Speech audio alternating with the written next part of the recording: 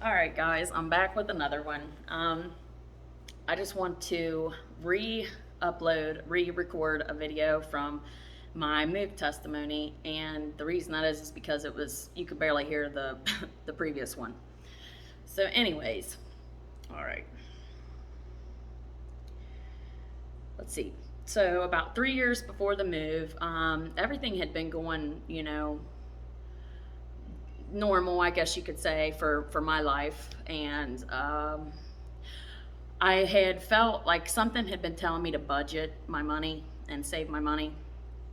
So, because I knew I was going to be moving eventually, I just wasn't sure exactly when or why or how. I just knew it had been placed in my spirit that I was going to be moving because of the unhappiness and the hunger, I guess, like this bitter, sweet, like hunger. I don't know, and I still have it. But anyways, okay. So I'd been saving up money for this move for about 3 years. Well, up till let's see, I'd say the last 6 months for sure, everything was hard, and I had felt like everything I'd put my hands to was a battle. A lot harder than it normally is. You know what I mean? And my line of work just got harder. Everything was harder. I felt like I had every reason in the world to move because, I'm a single mom. I have a daughter, and nobody in my family was really helping me. And if they did, it was a big deal, or, it was always something to try to make me look bad or, anything. So it was like, everything up to that point was like, okay, there's no reason for me to stay here. So let's see, it was the beginning of March, and something told me to get up all the total money, the total amount of money that I had saved. So I did, and as soon as I got the total, I was like, it's ready. It's time. It's time. I kept feeling that it was time, and I kept meditating on it. Like, what's it time for? What's going to take place? I knew it was something big compared to my life. Okay, so I felt like it was time to move. It's time for your move. So I was like, where on earth would I move to? And I'm thinking of all the different states and things like that. And to relocate from Kentucky, you would think you would want to go to like Florida or somewhere on the coast, or somewhere exotic or something like that. And Texas popped in my mind. And I'd only been to Texas one time prior to this. And I'm like, Texas is huge. So I pull up all the cities in Texas, and I'm looking around, and I felt like a city that starts with A. So I was like, I'm going to start with Austin. So I booked a flight. I got a babysitter for the weekend. I booked a flight, and I took off. When I got to Austin, I immediately hated Austin. So I rented a car, and I drove to San Antonio. And when I got down here, I don't know, I felt like God's presence was felt more. I don't know. It seemed like I was leaving such an empty place, which, it was cold in Kentucky at the time. I'm not sure if that had anything to do with it. But, fast forward a little bit. After, when I left San Antonio, I drove back to Austin to catch my flight. And when I touched down, I cried because it just felt, I don't know, empty. And I knew it was time to do this. So let's see, I rented there was like a deadline placed in my spirit. And when I'm talking about God talking to me and putting things in my spirit, it goes more like, it's like an urgency, but there's peace. There's so much peace involved with the decision making, and it don't really make sense. It didn't make much sense at all. But there was peace in it. Like, I was down, you know what I mean? So I rented a moving truck, and the deadline was March 14th. So this happened very fast. I didn't plan anything, which, if anybody knows me, I'm a terrible planner anyway. So I go to rent this moving truck, and like every truck that rental place that I did, and I don't know why this deadline was there, but it was urgent. Like I had to be out of there before this time. So I don't know, and it's hard to reason with your conscience and then to know when it's God. But like I said, it's an overall peace that you feel, and 9 times out of 9, it don't make much sense. But you got to trust the process, and you got to trust God and know that He's going to bring you out on the end. Okay, and I had some substance abuse issues basically my whole life, and I had cut it down to just prescription, okay? But it was still a thing, right? And I felt like I wasn't good enough or clean enough. So that held me back a lot from trying to move forward with what God wanted me to do, because I thought I had to mark this off and that off, and and I would just wait. But right before I caught right before I booked the flight, and I'm like, God, are you sure you want to do this with me? Like, because he knows everything. And He said, go on the strength you got. It was like a thought. Go on the strength you got, and the rest will fall off. It's going to fall off. So I take the flight, and I what I said, and that right there really helped me. Because what happens is we want to put stuff inside our mind that keeps us away from God when if he's talking to you, or whatever the situation is, you gotta trust it, right? And understand that you're never too dirty, you're never too unclean. I mean, you have to repent after you know the truth, because the truth sets you free indeed. But back to the story, okay? So I'm like, all right, I'm just going to go on the strength I got, and the rest will fall off, right? Because I kept faith in that. So I rent the moving truck, which I think a reservation ended up falling out, and that's how I ended up getting this truck, which, who knows. So anyways, I didn't tell anybody I was leaving. Nobody knew. And I had 2 vehicles. The car I was going to keep, I had to get a four-wheel tow on the back of the truck, which it seems like throughout my childhood, everything the way I was raised, everything about my childhood prepared me for this moment. You know what I mean? Like with my dad letting me back the boat up, and just every little thing that I was, like everything that I am, everything that had built me into the person that I am was preparing me for this moment. Like everything I've done on my own, my whole life basically has prepared me for this moment. So you can use that in your life, like, however your life was. I'm sure that your childhood was traumatizing and, all kinds of chaotic stuff. But, if you're going to step into what God is doing for you, you're going to be able to handle it, is what I'm saying. So I get the truck, and I have a little Ford Ranger truck, and I was going to sell it. I was going to give it away. I didn't know. I didn't care. So I put it on Facebook for pretty cheap, and I got a weird neighbor, you guys. Like, he is a psychopath and a half. Not anymore, but I did. I had a neighbor that was just always made me feel really uncomfortable and just stalky kind of. I don't know. I can't really explain it. So I don't want to down the guy, but I know what was going on. So, okay, he was kind of creepy. So I got this truck backed up to my front door, this big box truck. I didn't pick the tow up till after I'd left, and my car was at the truck rental place. So I look outside, and there was somebody out there, and I'm like, who the hell is this? Nobody hit me up on Messenger or anything like that, and it was a cop, and I'm like, what the hell is he doing here? And he was like, hey, I seen your post, and I knew where you lived. Where I had is a small community, and I wanted to come and look at the truck. My son is looking for his first truck. So I'm like, great, this will work out great. And so he ended up sitting there for like 2 or 3 hours, which I'm saying that because like the irony of it being a police officer and my creepy neighbors and stuff is just out of this world. So, anyways, um, so he's looking at the truck and everything, and he takes it on a test run and brings it back. And his son actually comes to look at the truck, and he's the one who helped me pack out like the mattress, the dressers, like all the heavy stuff. So it all worked out perfectly how the help just came right along.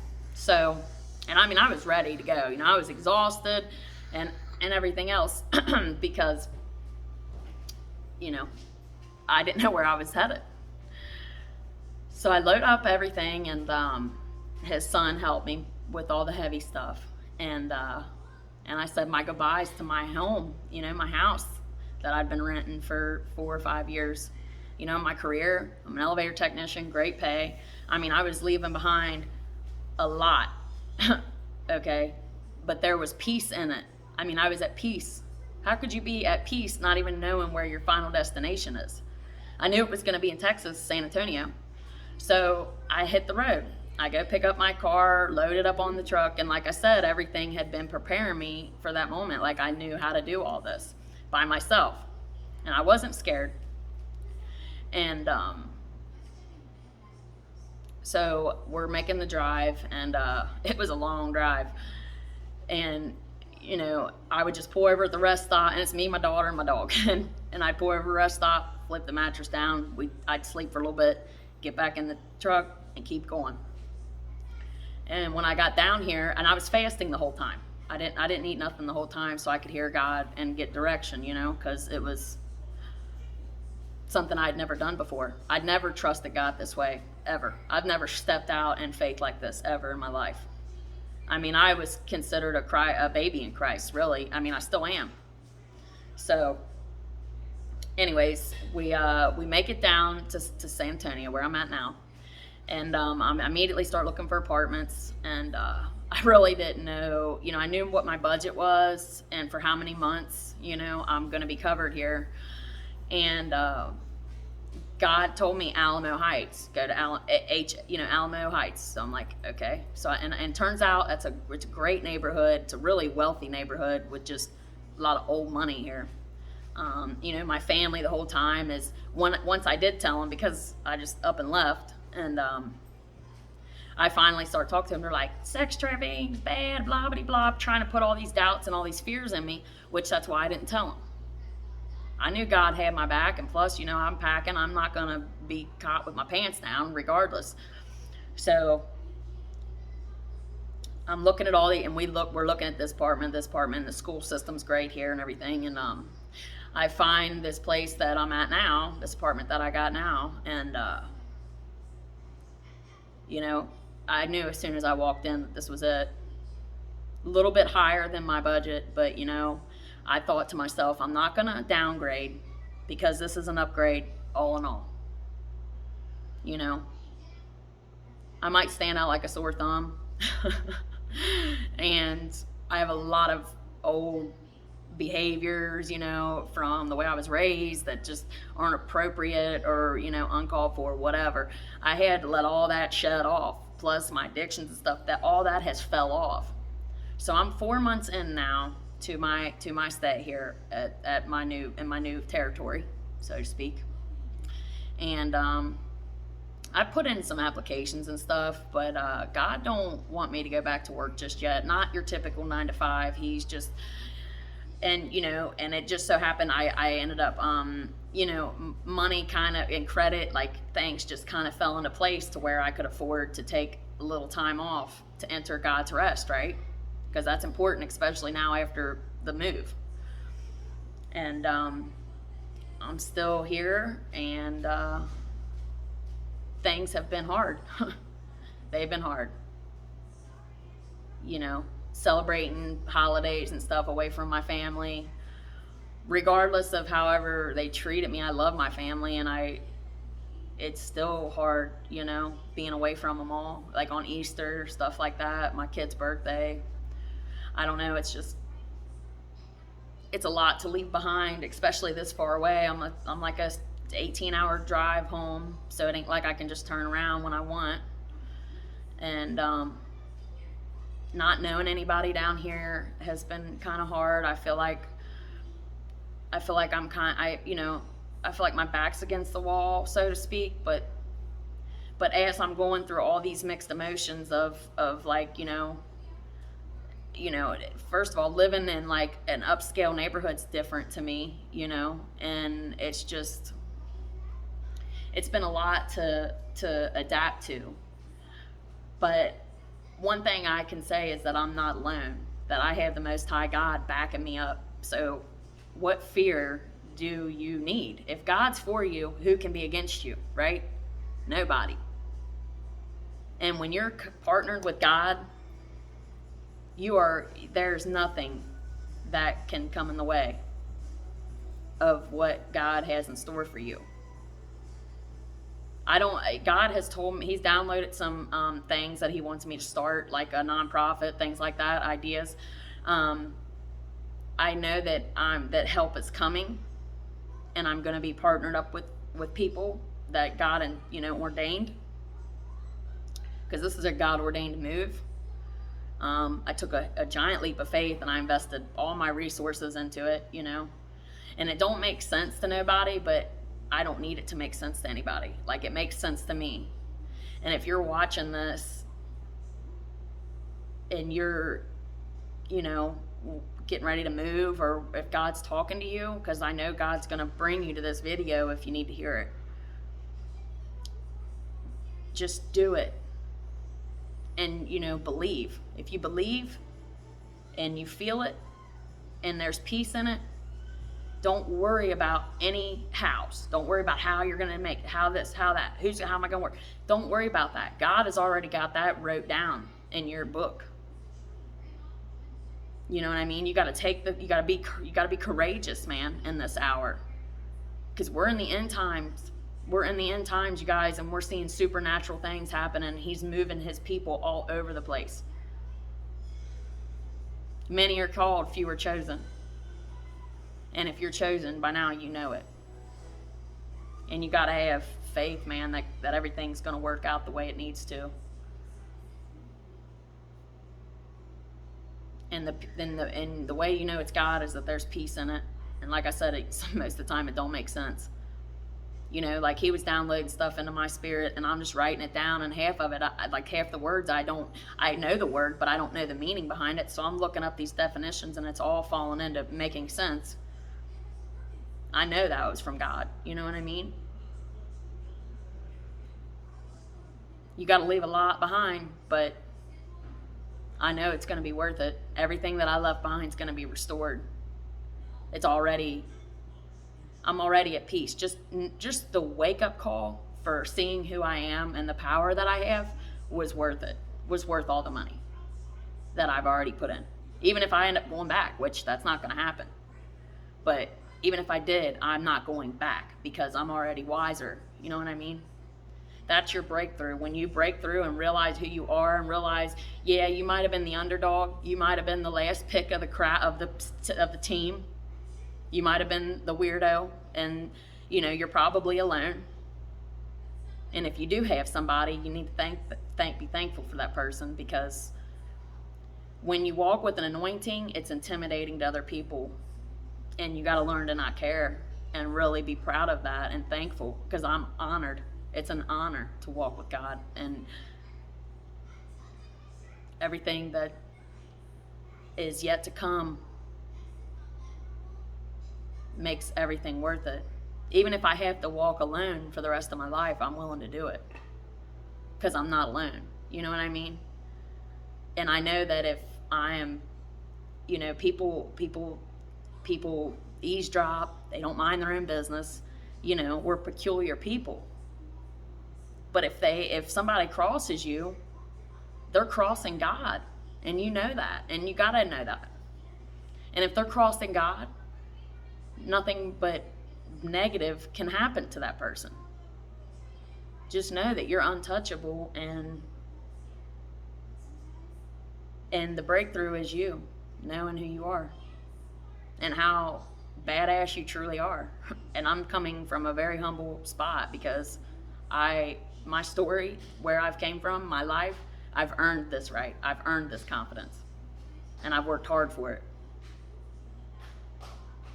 And I am becoming a certified life coach. And if you need any, even if I'll do it for free, you know, if you need help of any kind, I'm going to leave my email in the description. I might come out with my phone number later. I don't know. Let's see if I can get if I get bigger following or not. But I'm trying to think if there's anything I left out.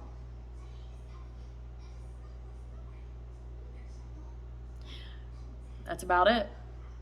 Until next time, stay up.